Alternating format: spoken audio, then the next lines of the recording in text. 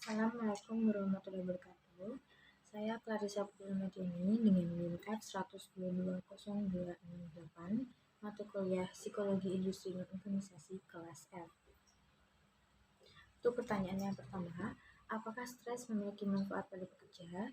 Ya, stres memiliki 3 manfaat bagi pekerja, yaitu meningkatkan motivasi dan performa, lalu meningkatkan kreativitas, dan meningkatkan ketahanan. Meningkatkan motivasi dan performa, yaitu dalam kondisi ini, stres yang ringan dapat memicu respon yang menimbulkan meningkatkan kewaspadaan, fokus, dan energi sehingga membantu menyelesaikan tugas dengan lebih cepat dan efisien. Contohnya ketika sedang dihadapkan dengan tenggat waktu atau deadline yang ketat, stres dapat mendorong kita untuk bekerja lebih keras dan fokus untuk menyelesaikan tugas tersebut dengan tepat waktu. Lalu meningkatkan kreativitas. Stres yang ringan dapat mendorong pemikiran yang membantu menemukan solusi yang inovatif untuk masalah. Contohnya ketika sedang terjebak dalam suatu masalah pekerjaan, stres dapat mendorong Anda untuk mencari solusi kreatif yang mungkin tidak Anda temukan dalam keadaan yang santai. Lalu yang terakhir, meningkatkan ketahanan.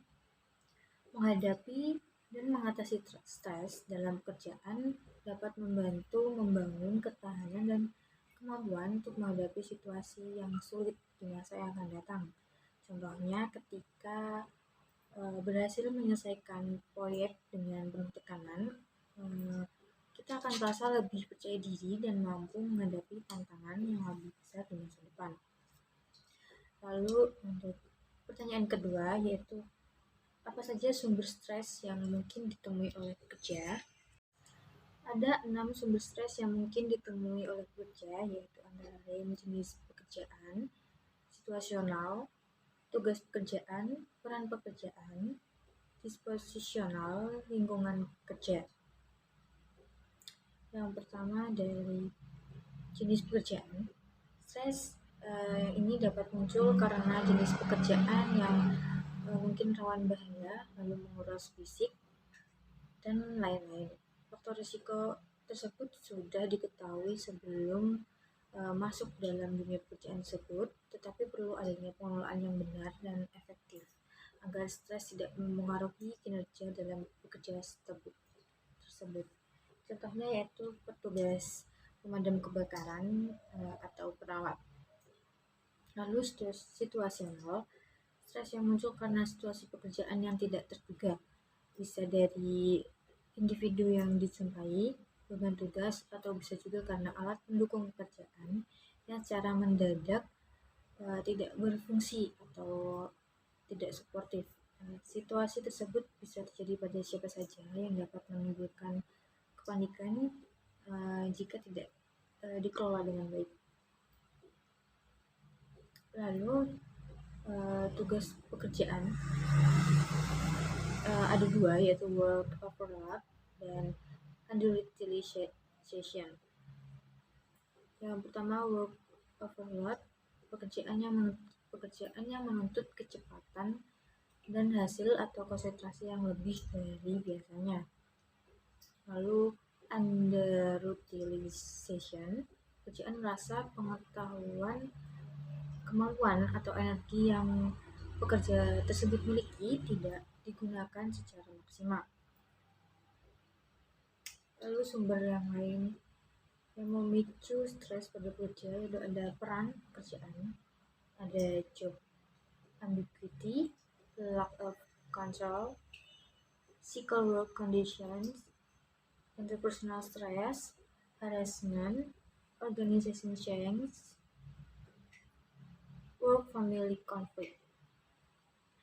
Lalu sumber berikutnya ada dispositional, yaitu ada type of behavior pattern, 2 resistant to stress, yang ketiga self-efficacy. Lalu sumber yang memicu stres yang terakhir yaitu lingkungan fisik, yaitu terdapat kebisingan. Tingkat kebisingan yang tinggi itu dapat meningkatkan stres bisa juga penurunan kinerja, dan pekerja tidak bahagia. Lalu temperatur ini, temperatur yang tinggi atau rendah di tempat kerja itu juga dapat mempengaruhi kinerja karyawan. Pertanyaan yang ketiga adalah bagaimana cara mengatasi stres di tempat kerja? Itu yang pertama dengan identifikasi sumber stres. Itu dengan mengidentifikasi apa yang membuat Anda stres di tempat kerja, lalu apakah beban kerja tersebut berhubungan dengan sumber stres, atau mungkin tenggat waktu yang ketat, hubungan dengan rekan kerja. Lalu cara yang kedua yaitu kembangkan strategi coping, yaitu dengan teknik relaksasi seperti meditasi, yoga, pernapasan.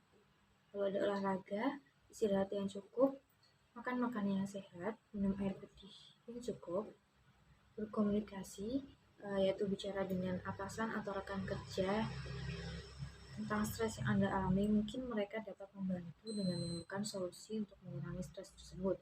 Lalu yang terakhir bisa dengan cari bantuan profesional jika sudah terlalu kewalahan mengatasi stres.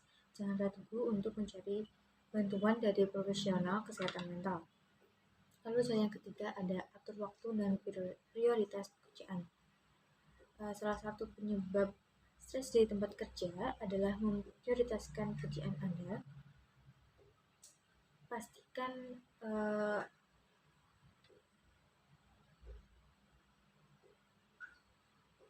Anda tidak mengatur waktu dengan baik sehingga Anda tidak terfokus pada satu tugas yang paling penting dan menghindari penundaan.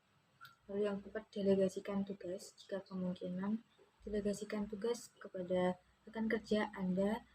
Dan ini dapat membantu Anda untuk mengurangi beban kerja dan stres. Lalu Anda batasi gangguan.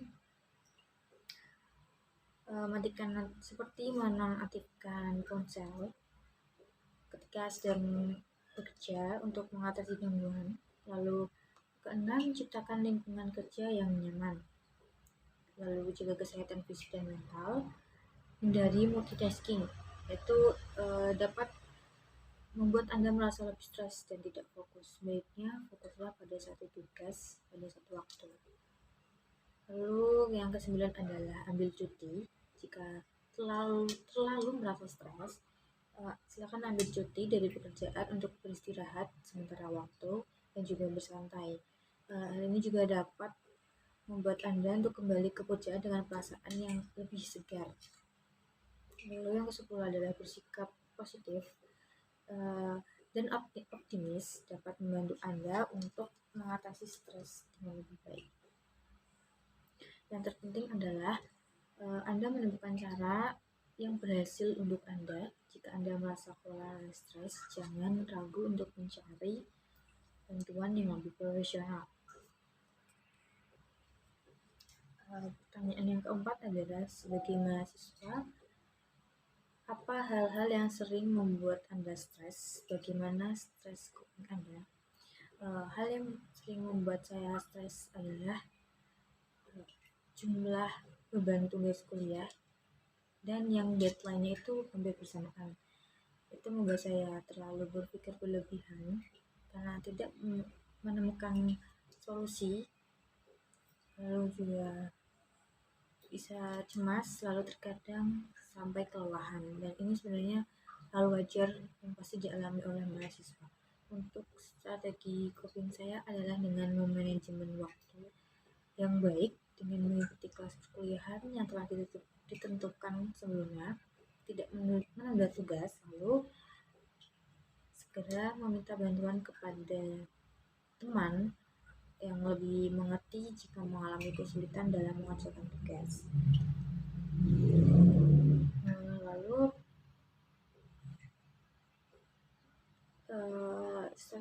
strategi coping saya untuk menghadapi lelah dunia perkuliahan adalah dengan pola hidup yang sehat, istirahat yang cukup, tidak lebih ataupun kurang, lalu makan makanan yang saya sukai dan juga tentunya sehat, lalu bertemu dengan teman-teman, sesekali bermain keluar, kadang juga meminta nasihat atas masalah yang terjadi kepada orang tua.